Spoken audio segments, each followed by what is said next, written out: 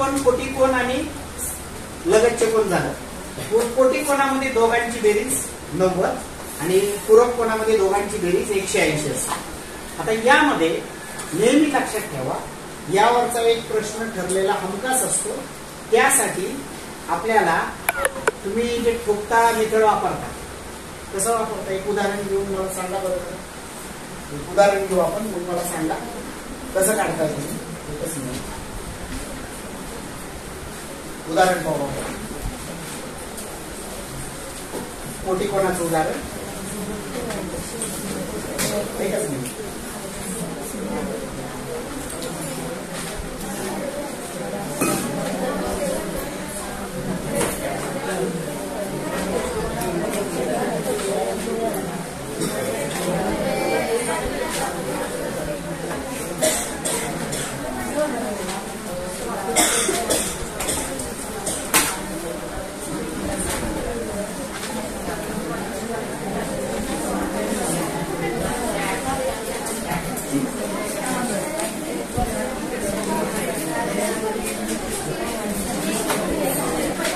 सापडलं का उदाहरण एखादं.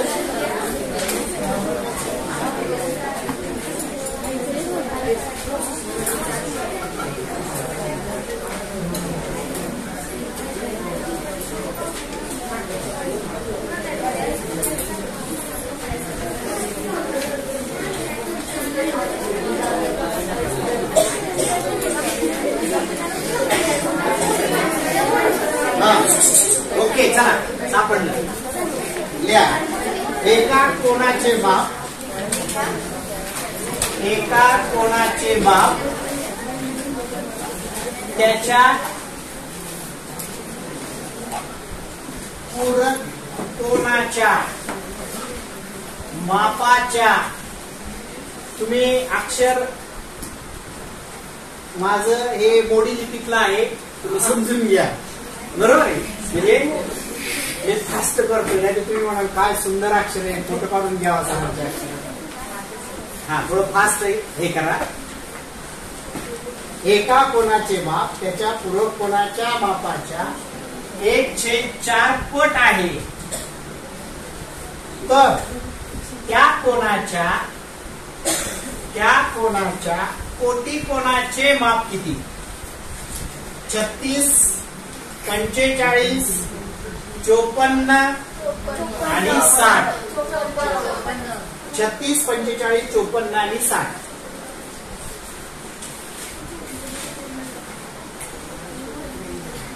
हा आता उत्तर किती सांगितलं तुम्ही. पर्यायी क्रमांक 3. हा कोणी सांगितलं उत्तर.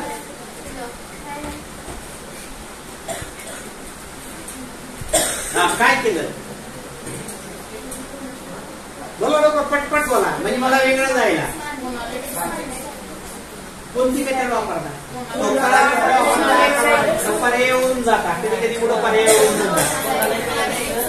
कोणाला एक्स. एका कोणाचे माप किती मानलं एक्स. हा त्याचा काय विचारलंय, त्याचा पूरक कोण. एका कोणाचे माप, मग पूरक कोण किती आला 180 वजा एक्स बरोबर. हा आता एका कोणाचे माप इथं एक्स त्याच्या पूरक कोणाच्या मापाच्या. इथे एक शब्द लक्षात ठेवा, हा च्या शब्द लक्षात ठेवा, याला अंडरलाईन करा. च्याला च्या म्हणजे चहा नव्हे, कारण ग्रामीण भागात चहाला च्या पण म्हणतात बोली भाषेमध्ये, अपभ्रंश येतो. च्या किंवा कधी कधी पेक्षा हा शब्द असतो. च्या किंवा पेक्षा हे शब्द लक्षात ठेवायचे. म्हणजे याला म्हणजे पट असते, पट गुणाकार. कुणाच्या, ज्याला च्या शब्द लागलेला आहे त्याच्या गुणाशी. हा प्रश्न तुम्हाला एक चल समीकरण जे आहेत ना वयावरचे प्रश्न, त्याच्यात सुद्धा येतो बघा. आईचे वय मुलीच्या वयाच्या चौपट आहे. आईचे वय मुलीच्या वयाच्या. कुणाच्या वयाच्या, कुणाला मानायला पाहिजे एक्स. आईचे वय मुलीच्या वयाच्या चौपट आहे, मुलीला एक्स मानावं लागेल. ज्याला चा शब्द लागलेला आहे, ज्याच्याशी तुलना करायची आहे, इथं आपल्याला चा शब्द किंवा पेक्षा म्हणजे त्यापेक्षा जास्त, कधी कधी कमी आहे, लहान आहे, दोन भावंडामध्ये असेल, दोन मैत्रिणीमध्ये असेल तर फरक देतात. इथला एवढा फरक आहे. फरक म्हणजे कमी घ्यायचं, जास्त म्हटलं की अधिक घ्यायचं. आणि पट म्हटलं की पट म्हणजे काय? गुणाकार. Very good. पट म्हणजे गुणाकार. काय? एका कोणाचं माप म्हणजे हे त्याच्या पूरक कोणाच्या मापाच्या, पूरक कोणाच्या मापाचे किती पट आहे? 1/4 पट आहे. कुणाच्या? पूरक कोणाच्या. चा शब्द. मग किती आलं उत्तर? x बरोबर हे आलं 4x. 4x बरोबर 180 वजा x म्हणजे 4x अधिक x बरोबर 180 म्हणजे x बरोबर किती आलं? x बरोबर आपल्याला काय विचारलंय? कोटी कोण. कोटी कोण म्हणजे मग 90 वजा 36 किती उत्तर आलं? ठीक आहे. आता प्रश्न याच्यावरच फिरवला जातो. तुम्हाला याच ट्रिकवर तुम्हाला प्रश्न फिरवला जातो. गुणोत्तर पण दिलं जातं त्याला. पूरक कोण आणि कोटी कोण यांचं गुणोत्तर दिलं जातं आणि त्यावरून तुम्हाला तो प्रश्न दिला जातो. किंवा या दोन कोणांच्या पूरक कोण आणि कोटी कोणांचं गुणोत्तर, किंवा त्या कोणाचं आणि कोटी कोणाचं गुणोत्तर विचारलं जातं. त्या कोणाचं आणि पूरक कोणाचं गुणोत्तर विचारलं जातं. पुढे आपल्याला भूमितीमध्ये एक आणखी महत्वाचा जो भाग आहे तो म्हणजे चौकोन. सगळ्यात मोठा घटक आहे चौकोन. कारण त्रिकोणाचे घटक छोटे, त्रिकोणावरचा काय अवघड भाग नाही, पण चौकोन हा घटक खूप मोठा आहे. तर त्याचं प्रत्येकाचं एक तक्ता तयार करायचा चौकोनाचा. केलाय का तयार तुम्ही चौकोनाचा तक्ता तयार केलाय का? कसं तयार करायचं? सूत्रांचा पुढे, सूत्र घटक पुढे दुसऱ्यामध्ये, पण अगोदर त्याचे गुणधर्म चौकोन रचने. पहिला पहिला प्रकार, चौकोनाचा प्रकार म्हणतो.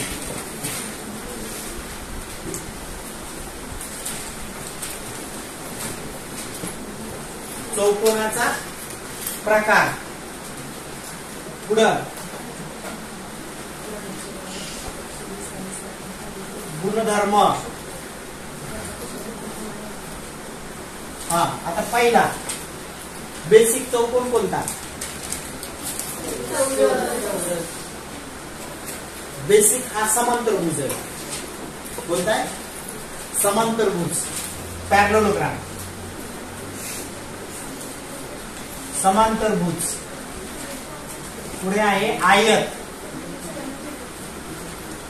पुढे आहे चौरस, समभुज, समलंब आणि पतंग.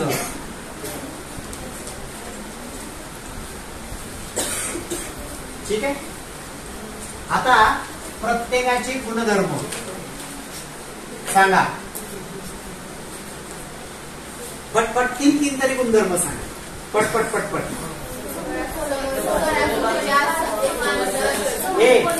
तुमचा एक मराठीमध्ये तुम्हाला कुठला तो प्रकार आहे असं म्हणतात बघा, ज्याच्या समांतर आहे भुजा तो समास. Very good. ज्याच्या समांतर आहे भुजा तो समांतरभुज. नावातच आहे त्याच्या भुजा कशा आहेत? समांतरभुज. ओके. पहिली गोष्ट समोरासमोरी भुजा समांतर. दुसरा गुणधर्म समकोण एकरूप. तिसरा गुणधर्म कर्ण एकमेकास. नीट ऐका बरं का, हिचं वाक्य हे फार महत्वाचं आहे. दोन शब्द प्रयोग आहे. कर्ण एकमेकांचे लंब दुभाजक असतात आणि कर्ण एकमेकांचे दुभाजक असतात. दुभाजक असतात हा शब्द इथे महत्वाचा आहे. कर्ण काय? एकमेकास दुभागतात. लंब दुभाजक आहेत का ते? नाही. एकमेकास दुभागतात. चला, हा महत्वाचा लक्षात ठेवलाय. बाकीचे आपण तुम्ही सांगितले. आयत, समोरासमोरील बाजू एकरूप, समोरासमोरील बाजू समांतर, लगतचे प्रत्येक कोण काटकोन, कर्ण दुभागतात. आणि अजून एक गुणधर्म आहे कर्णांच्या बाबतीमध्ये, कर्ण एकरूप असतात. कर्ण एकरूप आणि दुभागतात. लंबदुभाजक नसतात, कर्ण एकरूप आणि दुभाग. चौरस, ह्या चौरस आहे ना, हा अष्टपैलू आहे बघा. क्रिकेट मधला अष्टपैलू खेळाडू आहे चौरस. का? सगळे बाजू एकरूप, सगळे कोण एकरूप, कर्ण एकरूप, कर्ण एकरूप, परस्परांचे लंबदुभाजक. सगळ्या कर्णाला चौरसाला सगळे गुणधर्म लागतात. बाजू समान, हा बाजू समांतर, सगळे गुणधर्म जे काय तुम्ही बोलाल ते याला लागू होते. चौकोनाचा प्रत्येक गुणधर्म याला लागू होतो. अष्टपैलू खेळाडू म्हटलं मी. याला फिल्डिंग करायला लावा, बॉलिंग लावा, बॅटिंग लावा, सगळं होतं. समभुज, समभुज मध्ये बोला रोम्बस, सर्व बाजू एकरूप, समोरासमोरील बाजू समांतर. बरोबर. यस, सगळ्यात महत्वाचा गुणधर्म आहे ना इथं, कर्ण परस्परांचे लंबदुभाजक असतात.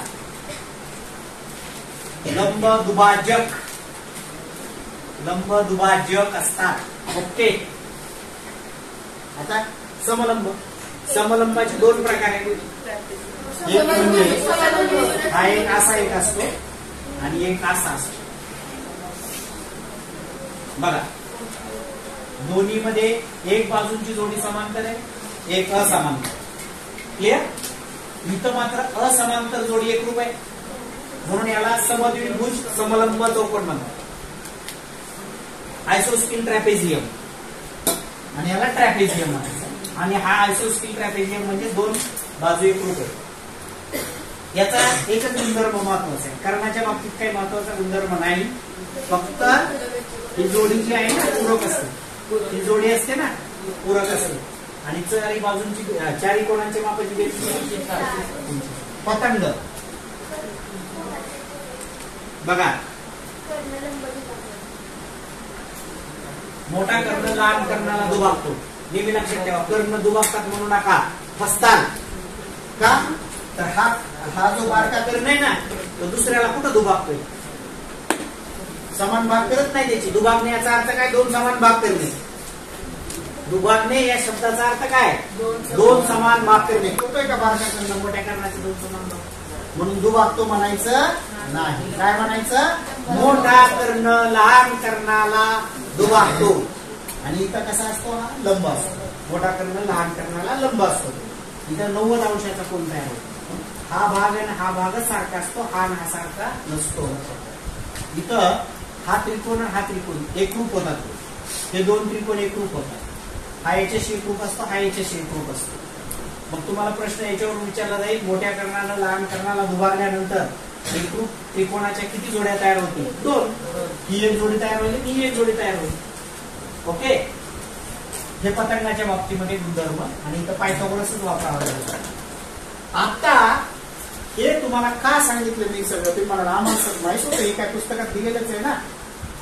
मेन भाग आपला असा आहे की प्रश्न कसे तयार होतात. प्रश्न. चला, आता प्रश्नांचे प्रकार जे आहेत ना, व्हेरिएशन आहेत बघा. अलीकडच्या काळामध्ये प्रश्न प्रकार सुद्धा बदलले जातात. 2 वर्षाच्या प्रश्नपत्रिका पाहिल्या ना तुम्ही, साधारणतः 2023 आणि 2022-23 ही जर प्रश्नपत्रिका पाहिली तुम्ही, किंवा आता 24ची सुद्धा मागच्या वर्षी झाली, आता येणारी प्रश्नपत्रिका 25ची येईल, आता फेब्रुवारी 24ची झाली. म्हणजे 23-24च्या प्रश्नपत्रिका अवश्य पहा. तुम्हाला प्रश्न प्रकार बदललेले दिसतील. आता त्यातला बदललेला प्रकार कोणता?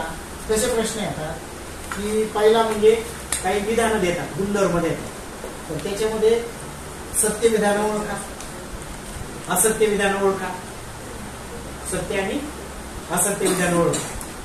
त्यानंतर दुसरा प्रश्न की तो आता जरा काठिण्य पातळीत तुम्हाला लिहिलेला आहे प्रश्न. कसा? की पर्याय दिलेले प ब क ड आणि हे विधान दिले. पहिला काय सांगितलं, सत्य असत्य पर्याय ओळखा. दुसरा 4 विधान दिले आणि वर एक प्रश्न दिलाय. समभुज चौकोनाच्या बाबतीमध्ये खालील विधानावरून योग्य पर्याय निवडा. आणि मग तुम्हाला इथे दिलेलं आहे पहिला इथे त्याला अ व ब सत्य, दुसरा ब क ड सत्य असे पर्याय तुम्हाला दिलेले आहे. त्या विधानामध्ये काय काय दिलेलं आहे, इथं गुणधर्म दिलेला आहे. समभुज चौकोनाच्या बाबतीमध्ये आहे. काय दिलाय प्रश्न की सर्व बाजू एकरूप. दुसरा कर्णांच्या बाबतीमध्ये प्रश्न दिलाय, कोणांच्या बाबतीमध्ये दिलाय आणि मग त्यावरून प्रश्न तुम्हाला त्याच्यामध्ये विचारला जातो. लक्षात आले तुमच्या? हा प्रश्न. आणखी कसे प्रश्न विचारले जातात, समजा या चौकोनामध्ये विशेषतः चौरस आणि समभुज याच्यावर तुम्हाला जास्त प्रश्न विचारले जातात. आता चौरस हा जो आहे मगाशी म्हटलं, तर यावरून चौरसाचा जो एक गुणधर्म आहे, शॉर्टकटली बघा, तुम्हाला बाजू दिली चौरसाची बाजू, त्यावरून किती काढता येतं बघा. घ्या, एका चौरसाची बाजू 12 आहे. एका चौरसाची बाजू 12 आहे.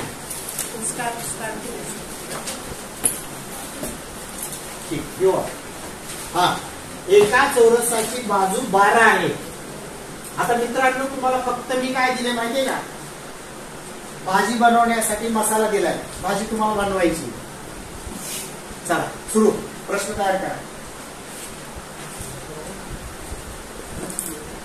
मी काय सांगितले, एका चौरसाची बाजू 12 आहे. बनवा ना प्रश्न पुढचा. काय सांगा ना मॅडम, आपण चर्चा करतो. काय नाही, आंतरवर्तुळाचे क्षेत्रफळ काढा. आता बघा मॅडमनी काय सांगितलं माहिती, आंतरवर्तुळाचे क्षेत्रफळ काढा. हा प्रश्न कोणत्या गटात येईल? चला, सोपा मध्यम कठीण. मध्यम गटात येईल. बरोबर. हा, व्हेरी गुड सर, ट्रॅक मध्ये काय काळजी नाही. आता बघा मॅडमनी सांगितलेला प्रश्न आहे की आंतरवर्तुळाचे क्षेत्रफळ किती. ओके, आता पहिली गोष्ट म्हणजे आपल्याला माहित पाहिजे की आंतरवर्तुळ, परिवर्तुळ हे दोन माहित पाहिजे ना. हे कोणत्या प्रकारचं वर्तुळ आहे सांगा मला.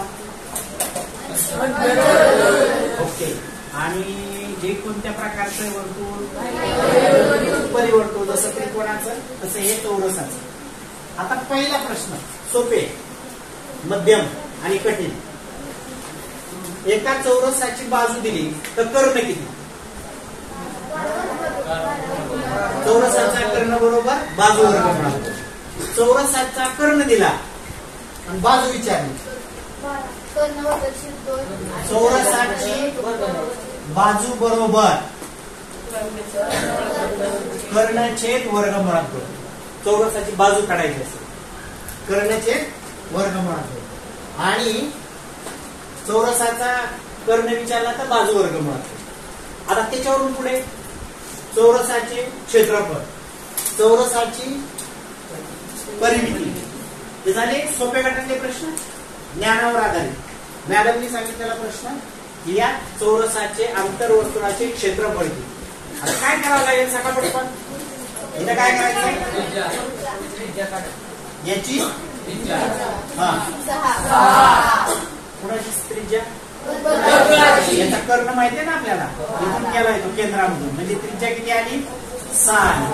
मग क्षेत्रफळ किती आलं? नाही, आपण आता 6 बाजू चौरसाचा बाजू दिलेली, कर्ण किती आला बघा. चौरसाचा कर्ण बरोबर बाजू वर्गमुळात 2, 12 वर्गमुळात 2 भागिले 2 म्हणजे 6 वर्गमुळात 2 बाजू आली मित्रांनो.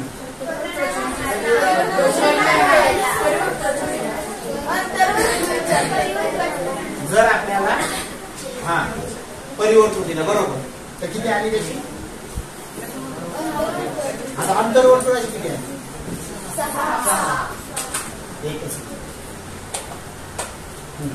आता याच्यावरून किती प्रश्न तयार होतील आणखी बघा ना, काठिण्य पातळीत जावा ना आणखी. ठीक आहे, रेखांकित भागाचे क्षेत्रफळ किती, बरोबर. त्याच्यानंतर आता परत आणखी गेले तुम्ही याला, अजून किती जाता येईल, परिवर्तुळ. हा, त्यातला फरक विचारता येईल.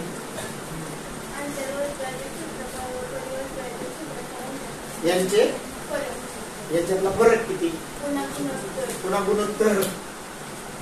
हे असे प्रश्न तुम्हाला तयार होतात. काय तुम्हाला करता येईल त्याच्यामध्ये, बरोबर. कधी कधी असंही होतं ना की समजा एखादं असं, आता ह्याला बघा उपयोजनात्मक कसं लिहिलं जातं मॅडम, की तुम्ही सांगितलेला प्रश्न हा बरोबर आहे, याला उपयोजनाकडे कसं लिहिलं जातं. उपयोजनाकडे नेताना फक्त असं म्हणतात की एक 6 मीटर त्रिज्या असलेले वर्तुळाकृती क्रीडांगण आहे. वर्तुळ होतं त्याला मी क्रीडांगण केलं, बरोबर. आणि त्याच्या भोवती अशी ही जागा आहे, हे मैदान आहे. आणि मग मैदान सोडून उरलेल्या हिरवळ वगैरे म्हटलं असेल तर त्या हिरवळीचे क्षेत्रफळ किती, तो महत्त्वाकडे नेला जातो. एक 6 मीटर वर्तुळाकृती मैदान आहे, त्या भोवती असे चौरसाकृती एक हिरवळ आहे.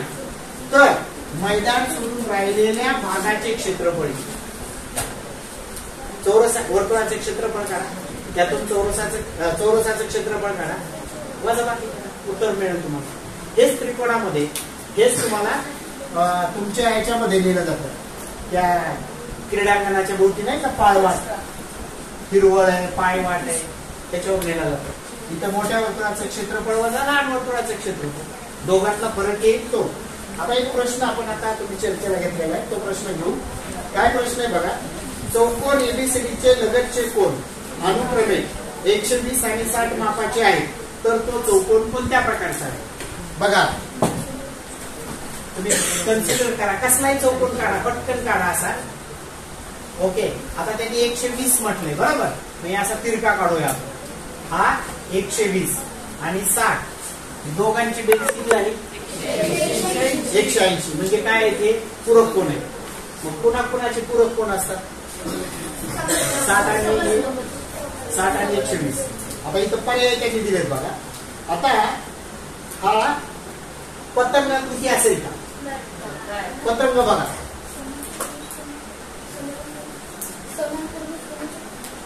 एक तर तो समांतर भुज असेल बघा, समांतर भुज आहे. आणखी समभुज. आता 2 90-90 पाहिजेत आपल्याला. कुणाचे आयत आणि चौरस असताना, म्हणजे आयत आणि चौरस आहेत का, आयत नाही. चौरस आहे का, नाही. आता राहिला समभुज, समभुज राहिला, समलंब राहिला, समलंब. तर याच्यामध्ये आता जर तो समलंब चौकोन असेल तर असू शकतात का समलंब चौकोन. समलंबला काय अडचण नाही बघा बरं. 60 हे बाजू समांतर येत नाही, या दोन 120 असू शकतो आपण. समांतर एक बाजू आहे ना, बाजूची जोडी समलंब आहे. असं कुठे सांगितले, लगतचे कुठे, लगतचे दिले. चौकोन एबीसीडीचे लगतचे कोण, ते दोन वेगळ्या, खालचे 2 सर लगतचे येतात आणि वरचे 2 पण लगतचे येतात. आता याच्यामध्ये पुढं काहीच दिलेलं नाही, म्हणजे हा सुद्धा त्यांना विचारात घ्यावा लागेल, बरोबर. म्हणजे हा समलंब बाद होईल,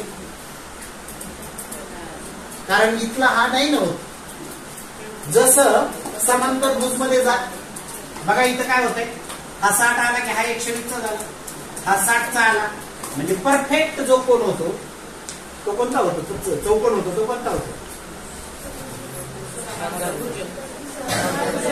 समांतर भुज चौकोन. त्याला पर्याय दिलेले पतंगाकृती, पतंगाकृती चौकोन, समलंब चौकोन, समभुज चौकोन, समांतर भुज चौकोन.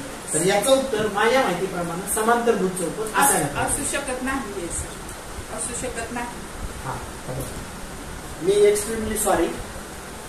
का तर मी मगाशी सांगितलं होतं, त्याचं एक उत्तम उदाहरण माझ्याच रूपाने मिळालं. कोणतं प्रश्न नीट वाचा, कारण मी पुढचा प्रश्न वाचला नाही आणि कशा पद्धतीनं फसलो हे तुमच्या समोर क्लिअर झालं काय. तर तो चौकोन कोणत्या प्रकारचा नसेल. बोला आता. समांतर भुज असू शकेल. हा मगाशी काय म्हटलं आपण, समलंब असू शकेल.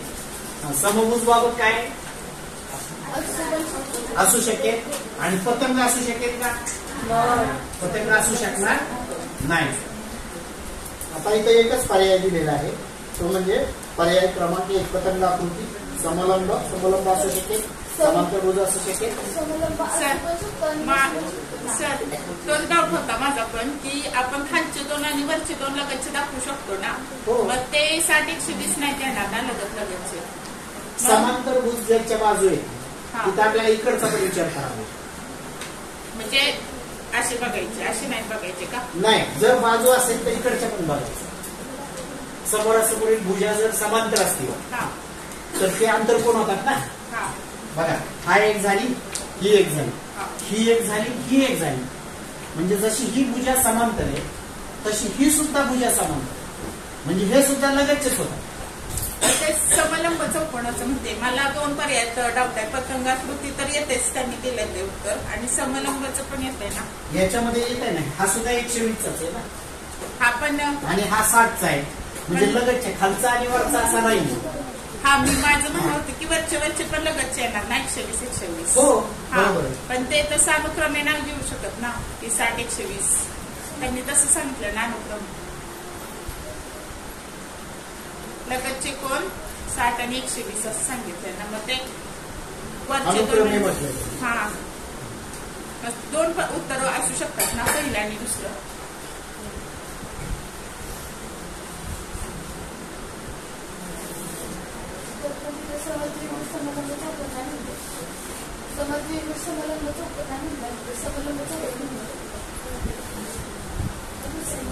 तिचं म्हणणं काय आहे की हे केव्हा होईल, असं हे केव्हा होईल जर तो समद्विभुज समलंब चौकोन असेल तर.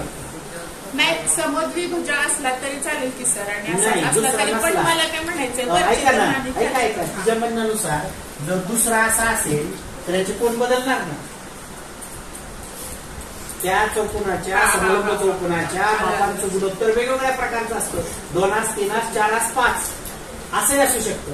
पण असू शकत नाही, मग त्यात समद्विभुज पण येऊ शकत तसा. जरा संदिग्ध प्रश्न आहे, खूप डीप आहे हा प्रश्न आणि संदिग्ध आहे. तर हिच्या म्हणण्यानुसार समलंब जर घेतला तर जर समद्विभुज समलंब चौकोन असेल तरच त्याचं येईल उत्तर, की तो आपल्याला टिक मार्क करावा लागेल. समद्विभुज समलंब चौकोन असेल तरच, अन्यथा नाही. म्हणजे याचे 2 उत्तर येऊ शकतात. पतंग येऊ शकतात आणि समलंब पण येऊ शकतात. आणि जर यांनी समलंब चौकोन समद्विभुज समलंब चौकोन असं दिलं तर तो गृहीत धरता येतो. त्याच्या जोड्या 2 लगतच्या होऊ शकतात, अनुक्रमे 120-60च्या होऊ शकतात. पण जर तो ऑर्डिनरी समलंब चौकोन असेल असा तर मात्र इथं याला बाद होईल, नसेलच येईल. याचं कसं काय येईल?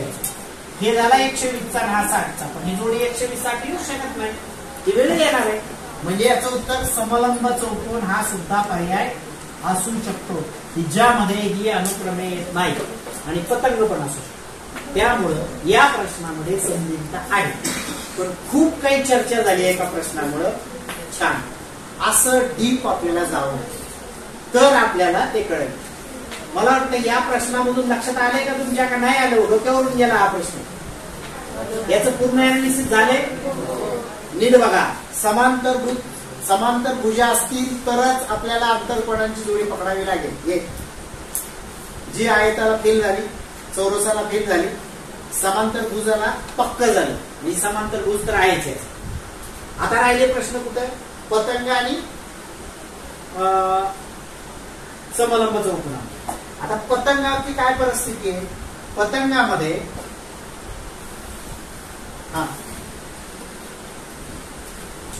पतंगाची काय परिस्थिती? आता याचं बघा, हे लघु कोण आहेत ना, असा घेतला आपण. पतंगाला बसू शकेल का? बघा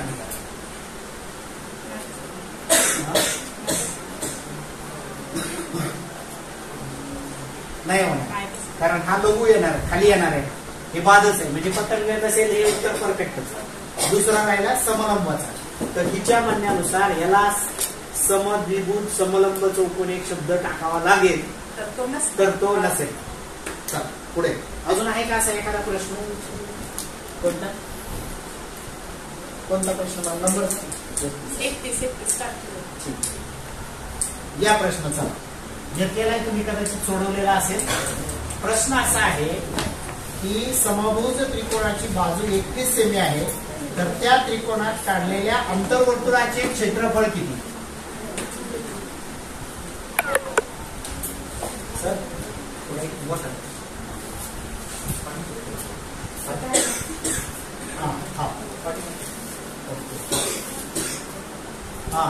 आकृती ही समभुज त्रिकोणाची आहे असं समजा. अंतर्वर्तुळाचे क्षेत्रफळ विचार. याची बाजू आहे 21.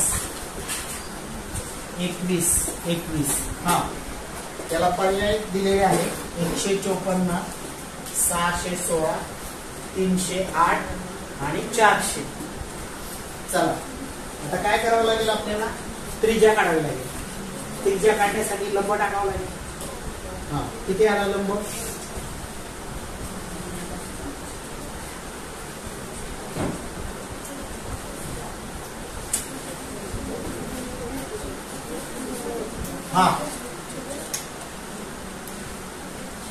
ते किती झाले? 6 झाले.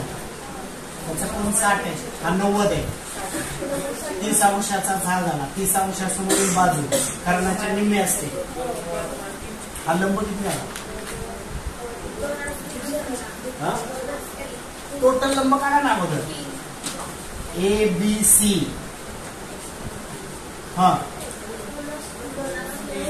अरे 30 अंशासमोरील बाजू कर्णाच्या निम्मे असते.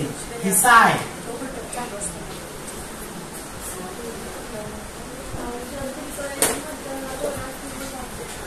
हा कर्ण आहे ना, त्या मध्यकेकडे नंतर जाऊ आपण. 30 अंशासमोरील बाजू काढा पहिली. 21/2 किती आली? 10.5 आली. आता उंची काढा. त्याला डायरेक्टली उंची पण काढता येईल. लिहा समभुज त्रिकोणाची उंची. लिहा वर्गमुळात 3/2 बाजू. वर्गमुळात 3/2 गुणिले बाजू आहे 21. किती आलं? 21 किती आलं? 10.5 वर्गमुळात 3 काय आली? उंची आली. टोटल आली की 10.5 वर्गमुळात 3. बरोबर. आता तुम्ही मगाशी म्हटलं होतं गुरुत्वमध्याचा गुणधर्म. किती आहे गुणधर्म गुरुत्वमध्याचा? 2/3. म्हणजे याची किती भाग करायचे? त्रिज्या घेण्यासाठी 1 भाग घ्यावा लागेल ना. याला घ्या उत्तर याला काढावं लागेल. याला किती करावं लागेल? याला 10.5 वर्गमुळात 3 भागिले 3 1 भाग काढण्यासाठी किती उत्तर येईल?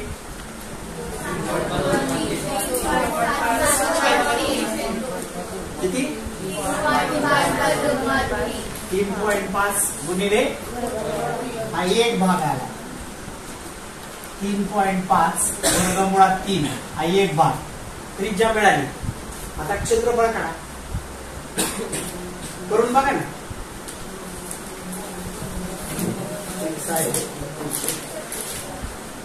काढा.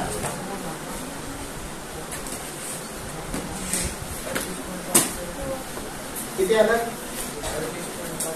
5.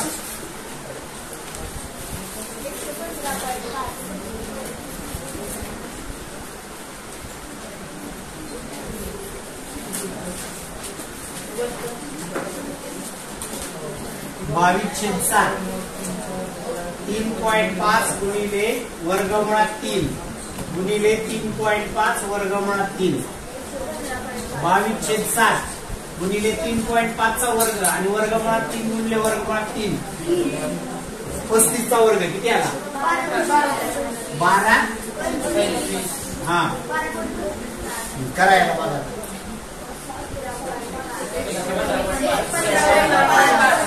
किती? 15.8 टोटल भागाकार सगळा पर्याय कसं दिलं नाही.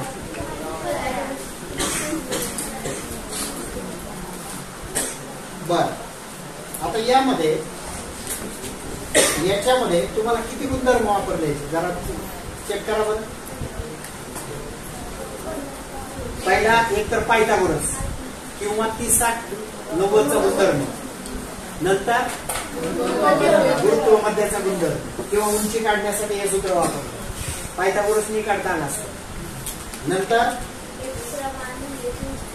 म्हणजे वर्तुळाचं एक क्षेत्रफळ,